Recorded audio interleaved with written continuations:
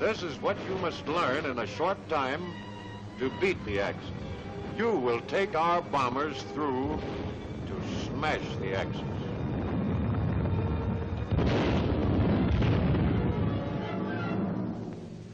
You, and you, and the guy sitting next to you, and you, and you, and you. Every man in gunnery school must want to be a gunner. Otherwise, he'll waste his time and ours. Every man must want to get into this fight, win it, and finish it. He must want the added rank and pay of an automatic sergeantcy at the end of only 5 quick weeks. He must want his badge of courage and skill, the gunner's wings, which prove him a flying fighter. You'll be wondering exactly what you will do in gunnery school. When you first report, you'll be assigned to a small group of men called a flight. After one big assembly of all of you, each instructor will collect his flight and call the roll. Jefferson. Here. Jones. Here. Lamano. Here. Pulaski. Here. The same instructor will stay with you throughout your training.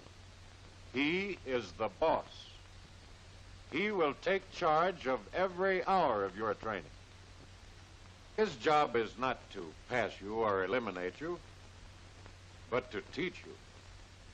To see that as far as possible, every man in the flight understands his job and becomes a first-class gunner. Your instructor will report on the progress of each hour spent by each man. A daily progress sheet will record his report on your work hour by hour. You will be wondering what the hours on this chart stand for, what you will be studying during the time to come. First, you will meet your closest friends, the 30 caliber machine gun and the heavier, harder-hitting 50 caliber.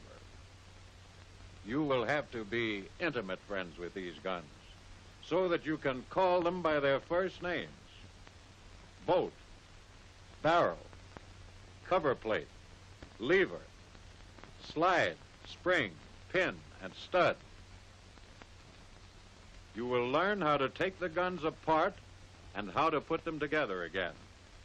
You will learn what each part does in succession when the gun is fired. You will learn what to feed small guns and big guns, and how to doctor them when their digestion goes bad. And after you know your guns and what happens when the trigger is pulled, you will learn about the path of a bullet's flight. Now, the instructor will show you that a bullet flies a curved path. And you will have to find out why if you want to shoot straight. The problem of hitting a target with a bullet that drops and drifts will bring you to the question of sights. You will make the acquaintance of ring and bead sights and reflective or optical sights. Your introduction to sights will bring you to problems of sighting at a moving target. A gunner uses his sight to figure how much faster or slower than himself an attacker is flying. The instructor will show you how to estimate the apparent speed of an enemy by how long he takes at a given range to fly across part of your sight. During these same beginning hours, you must get the feel of your finest aerial gun platform, the power-driven turret. For several nights, you will have a chance to get used to different kinds of turrets mounted on test stands.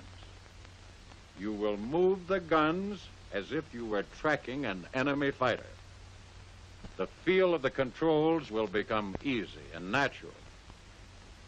Later in the course, you will have to learn how these turrets are put together. and how to install the guns.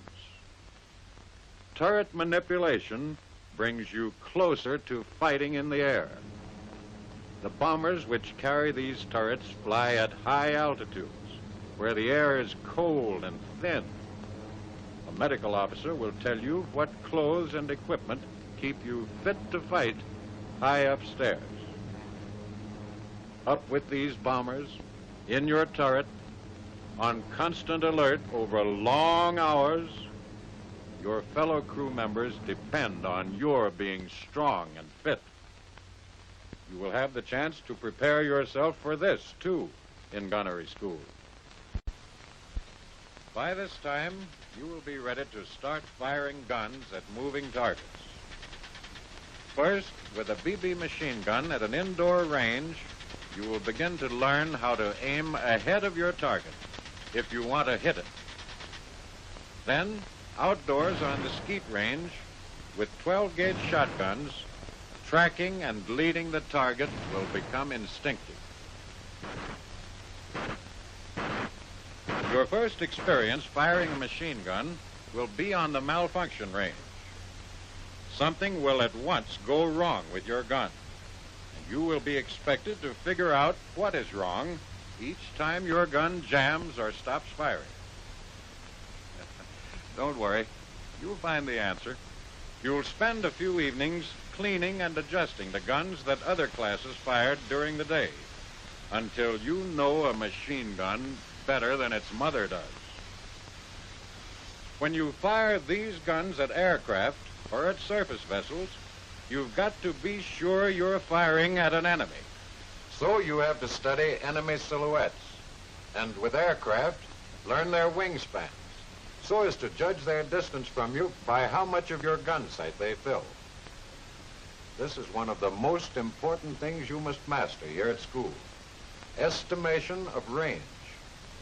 For instance, when the wings of a Messerschmitt 109 fill so much of your ring sight, the fighter is coming into range. But if this were a twin-engine fighter with a bigger wingspan,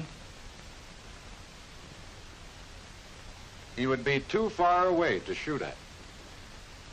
Estimation of the range of an airplane, its apparent speed, and the right lead to give it are three of the four chief parts of accurate shooting.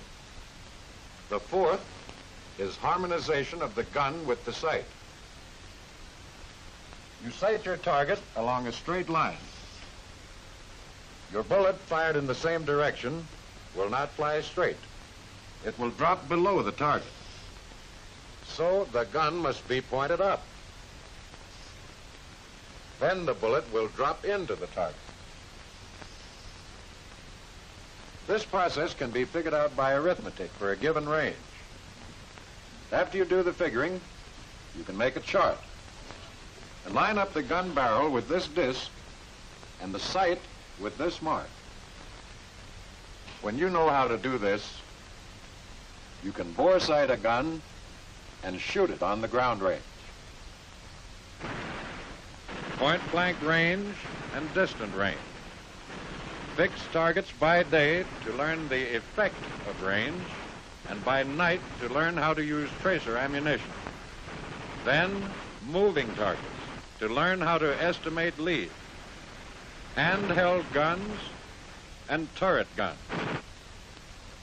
Now you begin to look like a machine gunner. This is what you are here for: to fire guns, to kill. Now you're ready for your first flight. You take your life vest and your parachute and your goggles and helmet with earphones, and when you look like this, you climb into an airplane and take off in flights for the aerial target range. On the range, you will fire at a target towed by another aircraft. The target will first go at the same speed as your airplane, at different ranges. Then your airplane will go faster than the target, and then slower. You will cross below the target and then above it to test your judgment of lead, range, and speed. But this air firing won't take up all your time.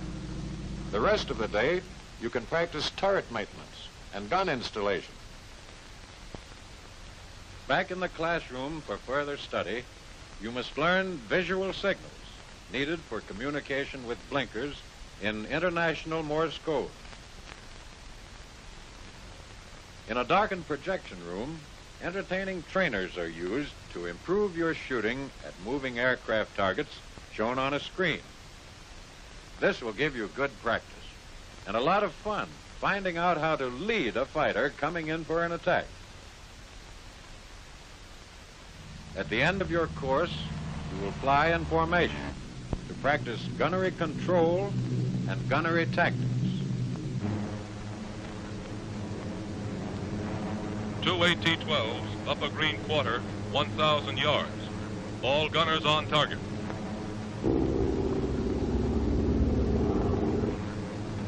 Attack closing. Range 800 yards. Stand by for left turn.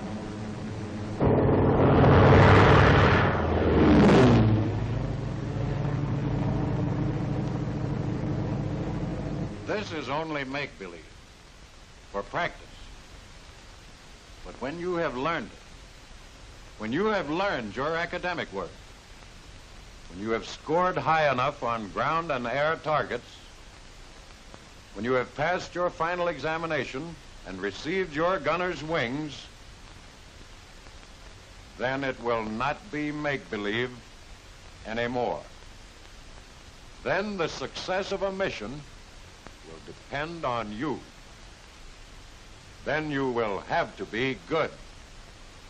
You will have to be a gunner. Whether you will be or not is up to you in the next few short weeks here.